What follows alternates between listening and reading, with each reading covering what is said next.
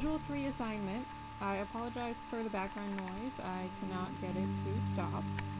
Hopefully next week I can maybe find a different screen capture software that will work a little bit better. Okay, so for the assignment we had to select two of the rules from our Module 2 assignment.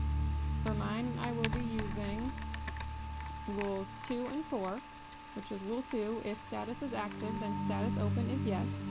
And rule 4, if status open is yes and severity affects safety of flight, then work problem is yes.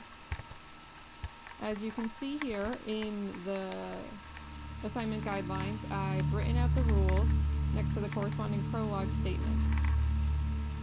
So in this situation, our goal or hypothesis will be work problem is yes. So this has been written in prologue. We have the variables is status open, has status, has severity, and has work problem. And then our two rules is we have is status open, yes, if has status is active. And we also have has work problem, yes, if is status, yes, and has severity affects essential operation. So as you can see, that would be our rules 4 and 2 written out into prologue. We have a couple of facts listed. For item 1, 2, 3, 4, 5, the status is set as active, severity is affects essential operation.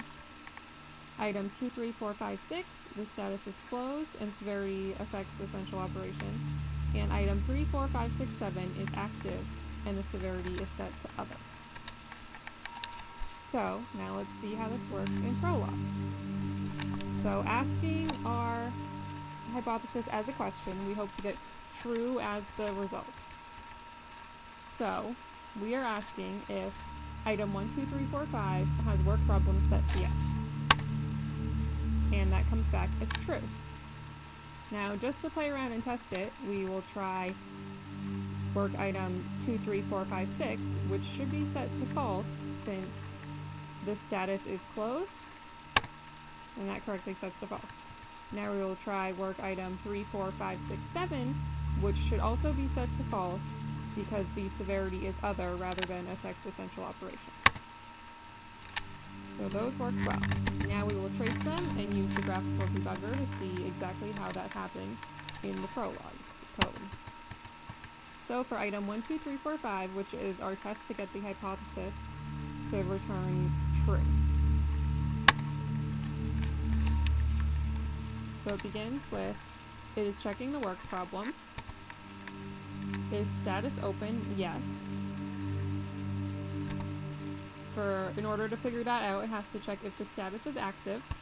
So then it goes down to the fact where the status for 1, 2, 3, 4, 5 has been set to active,